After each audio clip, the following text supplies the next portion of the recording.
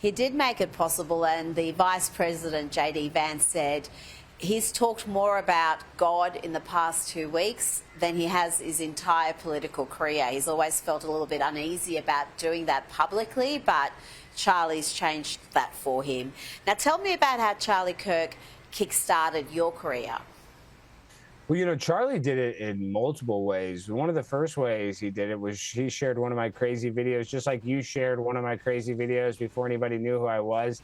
And it blew up and it got 1 million views. And in the video, I pretended to be very pro-abortion. And I kind of talked about, you know, how much I loved it. And I really sounded disgusting and gross. But because the video was so well received, it just, you know, this light bulb went off in my head. Hey, in order to lampoon the stuff that I want to make fun of the most, I need to pretend to be that stuff. I need a culture jam. So Charlie kind of gave me and steered me in the right direction when it came to creating viral content. And on top of that, you know, I've been able to go to so many college campuses because of Turning Point USA, because of the organization that Charlie started, that I would have never been able to without him, like Berkeley. And I mean, you name it. There's schools that I could never have gotten into academically, but I get to go speak to their students, all because of Charlie Kirk. So I'm indebted to that guy for life.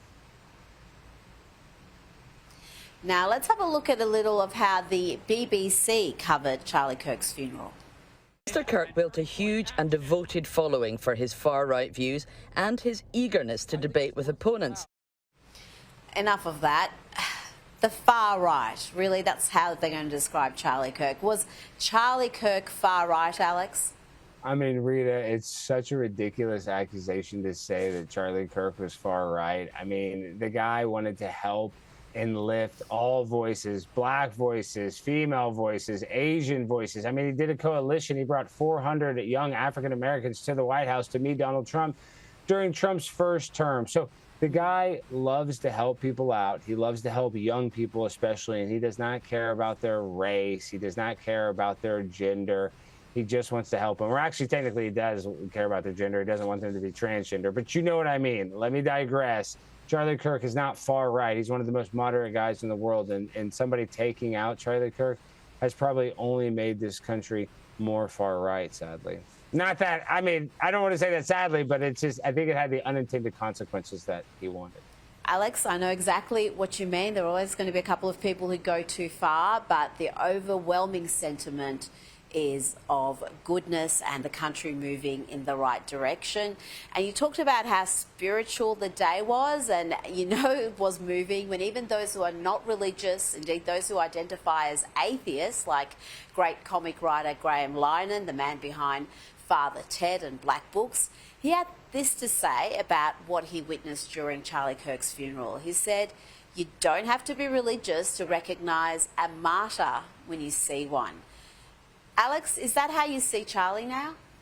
Charlie, 1,000% is a martyr. He died for free speech, doing what he loves, protecting the First Amendment, and he would protect the Second Amendment. I think he would wholeheartedly, even after this horrible tragedy. So anybody that was in that building, whether it was Graham or whether it was you and I, you could feel the metaphysical presence of the Lord, of God in that building. It was truly a sight that I have never seen in my life. So Charlie has this way to turn atheists into believers. And no doubt in my mind, is Charlie a martyr? He died, you know, protecting what he loved the most, freedom of speech. And there was actually a section during the day when people who are not believers but who want to believe were asked to stand up, and there were a few in the crowd who did stand up and people prayed with them. So that was really quite a moving moment as well. Now, let's have a look at the other side. Let's have a look at how this Professor of European Politics, John Brennan, described Charlie's funeral. This is a funeral where Charlie's grieving widow, Erica, forgave the killer. But this is how an academic chose to see it. He said it was America's Nuremberg rally, almost like we were living in 1935. Extremism worshipped like a religion. Alex, that's an academic. That's why so many kids are messed up, depressed, nuts. And that's what Charlie was trying to counter. Exactly right. All of these administrators and teachers are part of the problem on why kids are so unhappy. And I can see why a building full of 100,000 people just getting in this zone and praising the Lord and coming together, that can be a threat to an atheist teacher that wants to indoctrinate kids into thinking that their life has no meaning and that they just evolved from pond scum and that two rocks are smashed together. And they evolved literally from nothing. So they have a totally different worldview than anybody else in that building. So when they do see a revival like that, a literal Christian revival, I'm actually not surprised that they have that reaction, because they hate to see other people celebrating and having a good time, because they want people to suffer like they suffer. Alex, it shocks me that you could have the grieving widow of Charlie Kirk forgiving the killer on stage, and someone could watch that moving moment and still compare the event to Hitler. I mean, that just shows you how far gone some people are. Now, I want to move on to other issues, and the Trump administration designating Antifa as a terrorist group. Do you see that as a step too far? I personally don't see it as a step too far, because we need to figure out who is funding these radical extremist groups.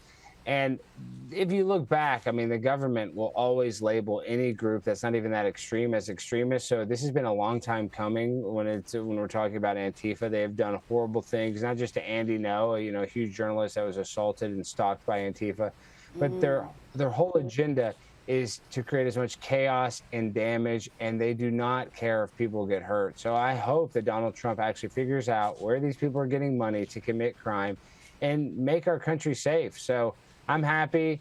I don't want a bunch of government overreach when it comes to Antifa, because I've dealt with these people. They're freaks. They need a little government intervention, and they all should be on some sort of registry, if you know what I mean.